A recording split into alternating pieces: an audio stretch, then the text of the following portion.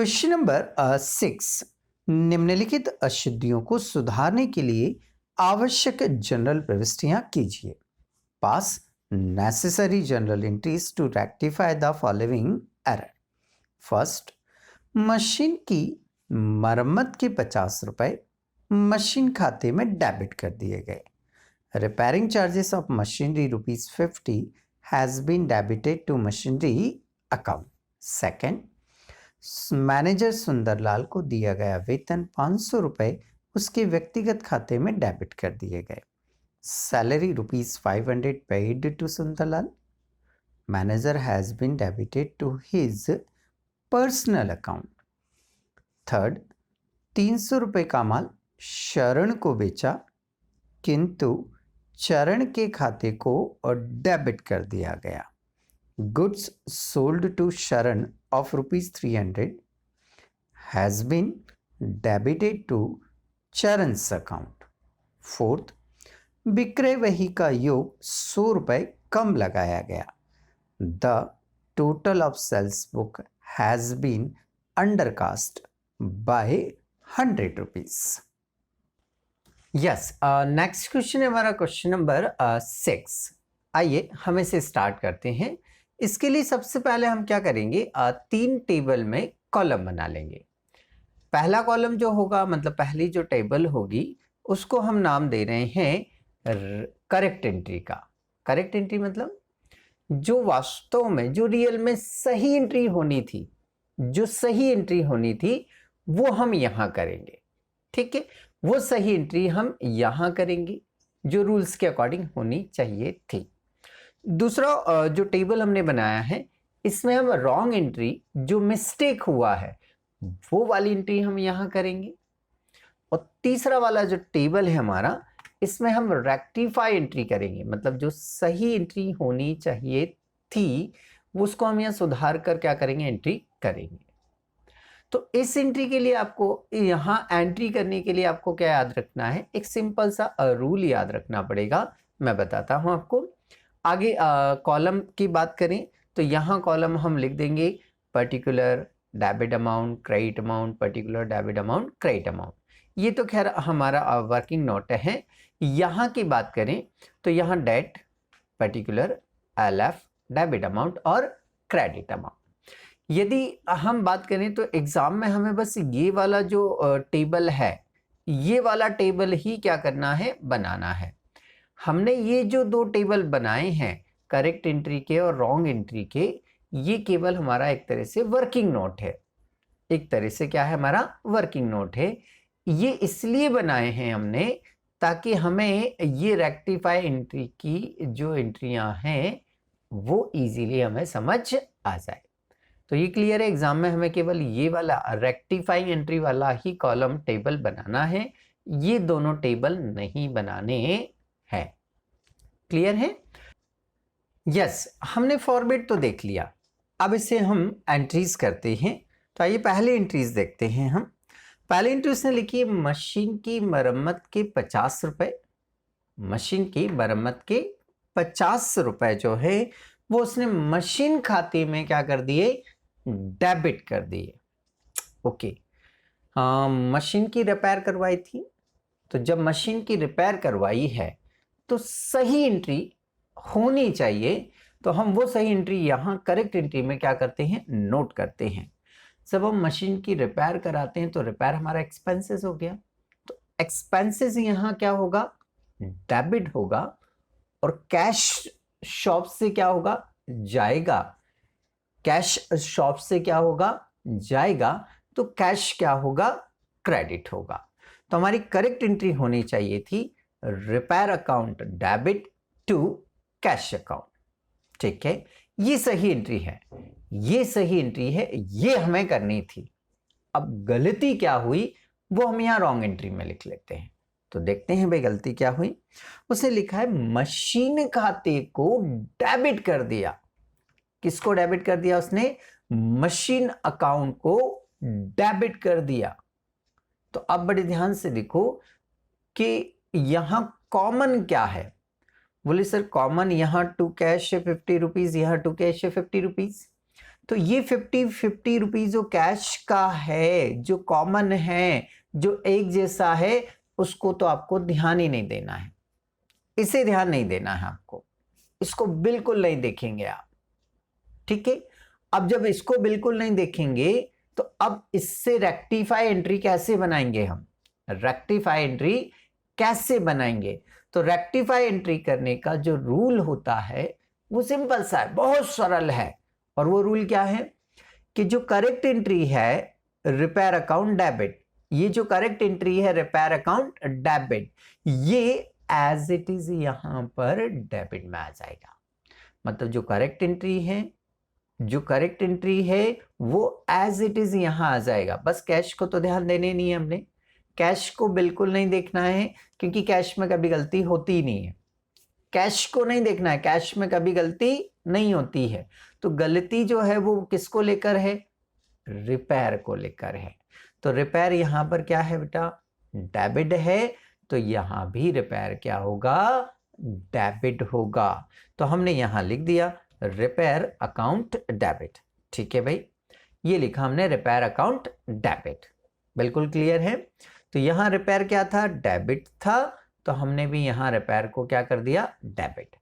अब जो गलत है, जैसे मशीन अकाउंट डेबिट गलत है, मशीन अकाउंट डेबिट गलत है, तो ये गलत जो रहता है, जो रॉन्ग रहता है, इसका प्लेस यहां आकर अपन क्या कर देंगे, चेंज।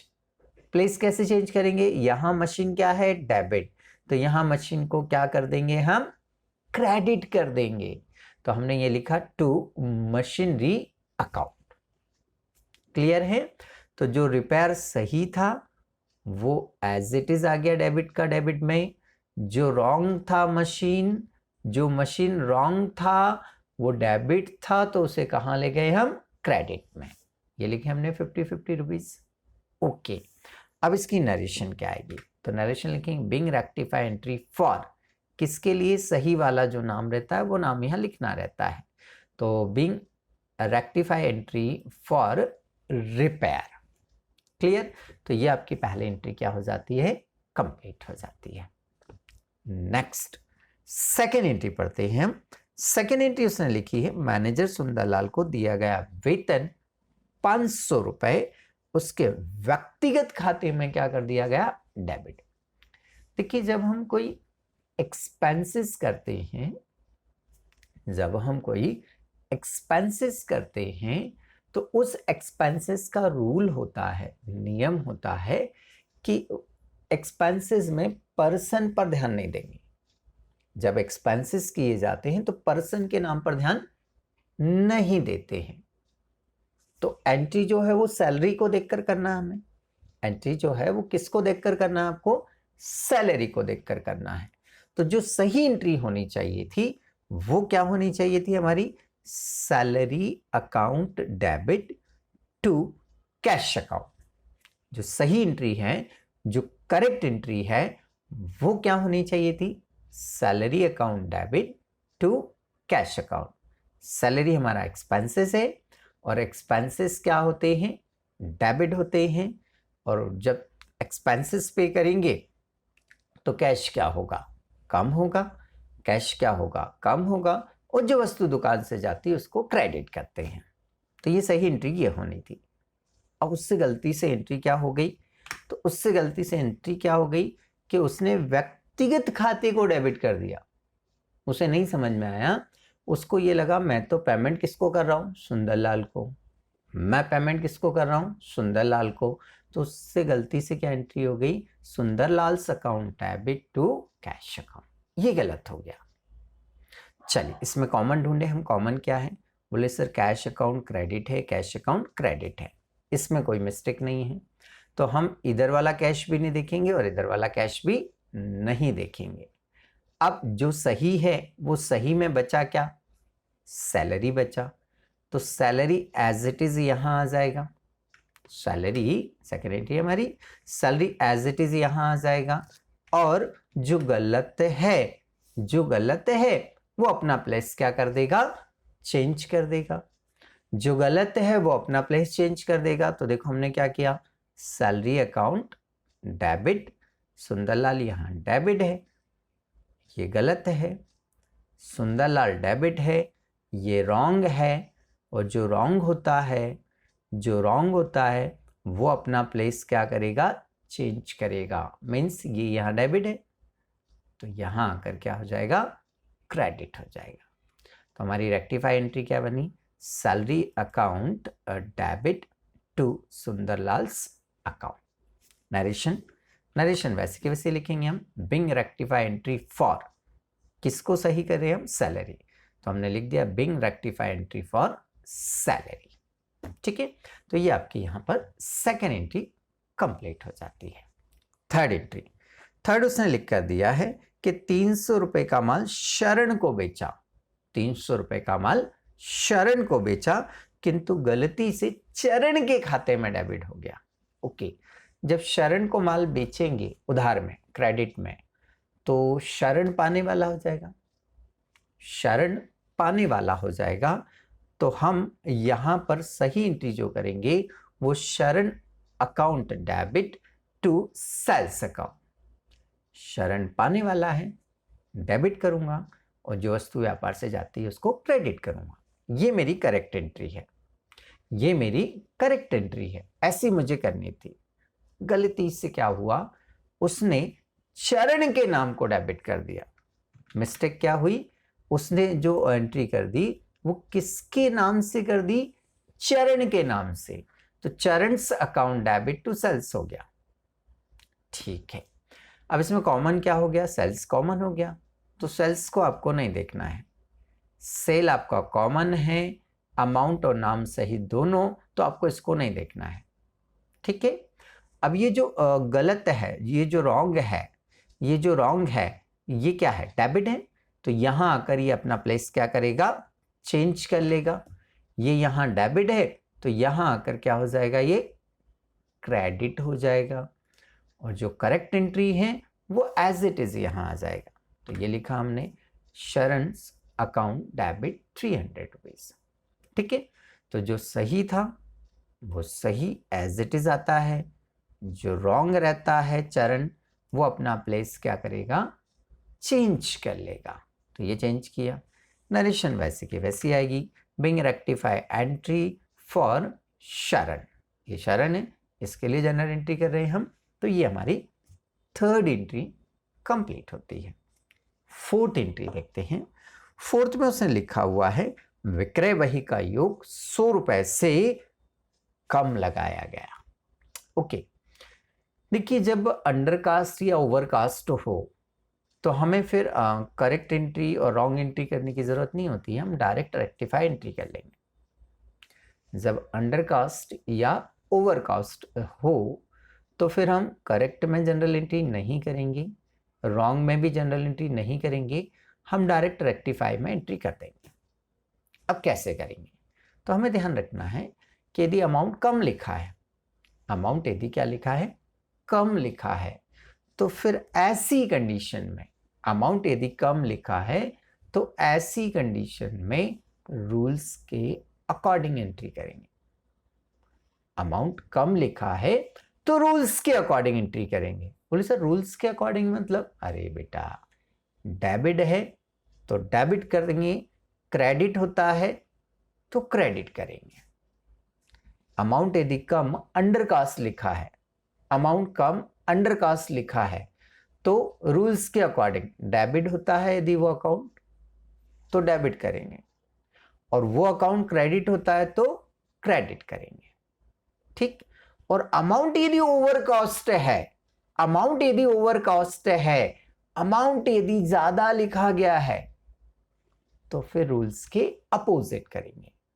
तो रूल्स के अपोजिट करेंगे मतलब डेबिट होता है क्रेडिट कर देंगे, क्रेडिट होता है डेबिट कर देंगे। ठीक है, और जो प्लेस खाली रहेगा वहां सस्पेंस लिखेंगे, जहां प्लेस खाली रहेगा वहां सस्पेंस लिखेंगे। ठीक, तो चलिए समझते हैं। सिंपल सा उसने लिखा है सेल्स बुक का टोटल कम लिखा गया। तो सेल्स का जो नेचर होता है वो क्या होता है, क्रेडिट होता है। सेल्स का नेचर जो होता है या सेल्स का जो रूल होता है वो क्रेडिट होना होता है, ठीक है। तो हम क्या करेंगे, सेल्स को तो क्रेडिट कर देंगे, सेल्स को क्या कर देंगे, हम क्रेडिट कर देंगे। एंड जो हमारा सस्पेंस होता है उस सस्पेंस अकाउंट को क्या कर देंगे, फिर हम डेबिट कर देंगे, ठीक है। यहाँ रॉन्ग एंट्री में कुछ करेंगे नहीं भाई, हम रॉन्ग एंट्री में कुछ नहीं करेंगे हम। ये जो गलती होती है वो लेज़र में की गई गलती होती है, ठीक है। तो यहाँ डायरेक्ट हम फोर्थ एंट्री बनाएंगे और फोर्थ एंट्री में क्या करना है, हमें सेल्स को क्रेडिट करना है और सस्पेंस को क्या करना है, हमें डेबिट। तो ये लिखा हमने, suspense account debit to sales account. Sales का नेचर क्रेडिट होता है, सेल्स का रूल क्रेडिट होना होता है। तो देखो हमने ये क्रेडिट कर दिया। अब खाली प्लेस मेरे पास कहाँ बची, डेबिट। तो फिर मैंने सस्पेंस को क्या कर दिया, डेबिट कर दिया। 100 रुपीज और 100 रुपीज। नरेशन आएगी यहाँ पर, being rectify entry for sales undercast. जो सेल्स में अंडरकास्ट कम राशि लिखी गई थी उसको हमने यहाँ पर क्या किया है, सुधारा है, ठीक है। तो ऐसे करके ये क्वेश्चन हमारा यहाँ पर कंप्लीट हो जाता है।